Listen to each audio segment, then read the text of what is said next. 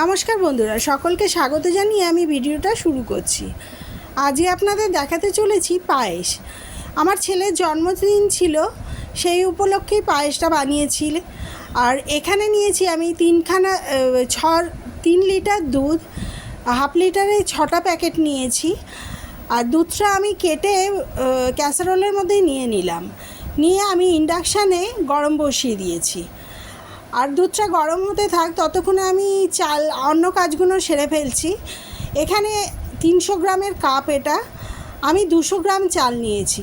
300 গ্রাম পুরো নিইনি, কারণ তাহলে দুধ পায়েসটা একটু খেতে ক্ষীর মতন হবে, তাই আমি চালটা কম করে নিয়েছি। আমি এখানে 200 গ্রাম চাল ভালো করে জল দিয়ে কচলিয়ে ধুয়ে নিচ্ছি। আপনারাও ভালো করে ধুয়ে নেবেন। আমি এখানে ঘিয়ের কোনো ব্যবহারই করব না, আর কাজু বাদাম কিশমিশটাকে ভেজেও নেব না। আমার মা ঠিক রকমভাবেই পায়েস তৈরি করে, আর আমি আপনাদের সঙ্গে ঠিক ওইভাবেই পায়েস রান্না করে শেয়ার করছি।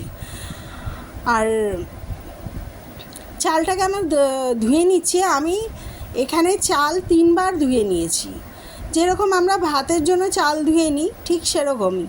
আর আমি এখানে নিয়েছি গোবিন্দভোগ চাল ভালো করে ধুয়ে নিয়েছি। আর আমার চালটা ধুয়ে আমি জলটা পুরো ঝরিয়ে রেখে দিয়েছি বাটিটা সরিয়ে। এবারে আমি আর একটা বাটিতে নিয়ে নিচ্ছি কিছু কাজু বাদাম আর কিছু কিশমিশ। আমি একটু কিশমিশটা বেশি করেই দিয়েছি, যাতে প্রত্যেক কটা চামচেই যাতে একটা করে কিশমিশ পড়ে, এরকমভাবে আমি নিয়েছি। আর কিশমিশ আর কাজুটাকে আমি ভালো করে জল দিয়ে ধুয়ে নিচ্ছি। এটাকেও আমি 3-4 বার কাজু কিশমিশটাকে ধুয়ে নেব। আমি যা কিছুই রান্না করি সবসময় চেষ্টা করি কাজু কিশমিশটা ধুয়ে নেওয়ার, কারণ কাজু কিশমিশের মধ্যে অনেক নোংরা থাকে, সেটা আপনারা একবার ধুলেই বুঝতে পারবেন। আর এখানে আমি দুধটা জাল বসিয়ে দিয়েছি, জাল বসিয়ে আর হাতাটাকে দিয়ে রেখেছিলাম যাতে দুধটা উদলিয়ে না পড়ে, তার জন্য। আর দুধটাকে বারবার করে নেড়েছি।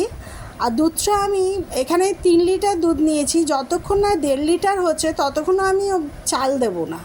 দুধটা একদম ঘন করে জাল দিয়ে নিচ্ছি। দুধটা অনেকটাই ঘন হয়ে গেছে, দেখুন অর্ধেকটা হয়ে গেছে। এবারে আমি দিয়ে দেবো এতে চালগুলো, যেহেতু জল ঝরানো আছে তাই ঝরঝরেই আছে চালটা। আর যদি আমি জল না ঝরিয়ে রাখি, দলা দলা করে চালগুলো দিয়ে দিলে, যেরকম ভাতে দিই সেরকম ভাবে দিলে চালগুলো দলা পাকিয়ে যায়। তাই আমি চালটা জল ঝরিয়ে ভালো করে ঝরঝরে করে একটু ছড়িয়েই দিচ্ছি দুধের মধ্যে, দিয়ে আমি ভালো করে নেড়ে দিচ্ছি। আর দুধটা আমি যেহেতু ঘন করে নিয়েছিলাম, আর চালটা সিদ্ধ হতে, গোবিন্দভোগ চাল সিদ্ধ হতে বেশি সময় লাগে না, তাই আমি দুধটাকে আগে ঘন করে নিয়েছি আর তারপরে চালটা দিলাম। চালটা কিন্তু সেদ্ধ হতে বেশি সময় লাগেনি। আপনারাও এইভাবে করুন, পায়েস খেতে একদম ক্ষীরের মতন হবে।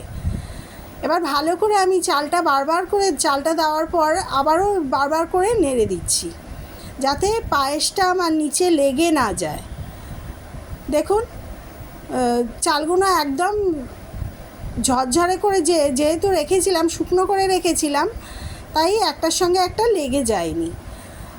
আর আমি বারবার করে নেড়ে দিচ্ছি যাতে নিচে না লেগে যায়। আমার এখানে চালটা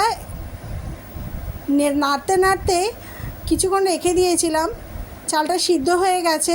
এবারে চালটা সিদ্ধ হয়ে যাওয়ার পর আমি এখানে দিচ্ছি বাতাসা। আমি এখানে চিনি ব্যবহার করিনি, কারণ আমার স্বামীর সুগার যেহেতু, তাই বাতাসা একটু আধটু খাওয়া যাবে, কিন্তু চিনিটা না খাওয়াটাই ভালো। আপনারা তো সবাই জানেন সুগার পেশেন্টরা চিনি খেতে পারে না, তাই আমি এখানে চিনির ব্যবহার করলাম না। আপনারা চাইলে চিনিও দিতে পারেন, আবার যদি চান মিষ্টিও ব্যবহার করতে পারেন, মিষ্টি দিলেও খুব স্বাদ হয় পায়েসে। তাই আমি দিলাম বাতাসা। এখানে 200 গ্রামের মতন বাতাসা আছে। বাতাসাটা যখন গলে এসছে তখন দিয়ে দিলাম কাজু আর কিশমিশ। যেহেতু আমি দুধটা ঘন করে রেখেছিলাম, ঘন করে জাল দিয়ে তারপরে চালটা দিয়েছি, তাই পায়েসটা আরও ঘন হয়ে গেছে। চালটা গলার পর পায়েসটা আরও ঘন হয়ে গেছে। এবারে আমি কাজু কিশমিশগুলো বাতাসা দেওয়ার পর দিয়ে দিলাম, দিয়ে ভালো করে নেড়ে নিচ্ছি। এটাই ঠান্ডা হলে একদম ঘন হয়ে যাবে। এবারে ভিডিওতে আমার একটা ভুল হয়ে গেছে, সেটাও আপনাদের সঙ্গে শেয়ার করে নিচ্ছি। কারণ আমি পায়েসটা রান্না করার পর আমি কোনো ভিডিও করিনি। সার্ভ করার পর ভুলে গিয়েছিলাম, যেহেতু ছেলের জন্মদিন ছিল, আমি কাজে ব্যস্ত ছিলাম, তাই প্লেটে সার্ভ করে আপনাদের দেখাতে পারিনি। আর দিয়ে দিলাম কয়েকটা ছোটো এলাচ, তার জন্য আপনারা আমাকে ক্ষমা করে দেবেন। আর কয়েকটা ছোটো এলাচ, 4-5টা ছোটো এলাচ থেতো করে নিয়েছি হামলদিস্তায়, থেতো করে সেটাই দিয়ে দিলাম। আর আমার পায়েসটা মোটামুটি রান্না হয়ে গেছে, দেখেছেন। আর ঠান্ডা হয়েছিল যখন, এতটা পায়েসটা একদম ঘন থকথকে হয়ে গেছিলো আর খেতে পুরো ক্ষীরের মতন হয়েছিল। এটা কিন্তু জন্মদিনে প্রতি বছরই আমার ছেলের জন্য এইভাবেই আমি পায়েস রান্না করি, আর সবাই খেয়ে খুব প্রশংসা করে, তখন আমার খুব ভালো লাগে। আপনারাও এইভাবে বানান, দেখবেন কত ভালো লাগে খেতে, আর সবাই খেয়ে প্রশংসা করবে। তাই আপনাদের সঙ্গে আমি এটা শেয়ার করে নিলাম। লাস্ট ভিডিওটা না করা সত্ত্বেও তাও আপনাদের সঙ্গে শেয়ার করলাম। তবুও আমি এই ক্যাসারোলের মধ্যেই আপনাদের একটুখানি শেষের দিকে আমি দেখিয়ে দিয়েছি ভিডিওটা। যাকে আর ভুল হয়ে গেছে, আপনারা আমাকে ক্ষমা করে দেবেন। আর আমার ভিডিওটা ভালো লেগে থাকলে আপনারা লাইক শেয়ার করবেন এবং আমার চ্যানেলটাকে অবশ্যই সাবস্ক্রাইব করবেন। আর সাবস্ক্রাইব করতে ভুলবেন না কিন্তু। আর আপনারা সাবস্ক্রাইব করলে আমি আরও উৎসাহ পাবো, যাতে নতুন রেসিপি আপনাদের সঙ্গে শেয়ার করার জন্য। তাই আজকে এই অবধি আপনাদের দেখালাম। নমস্কার।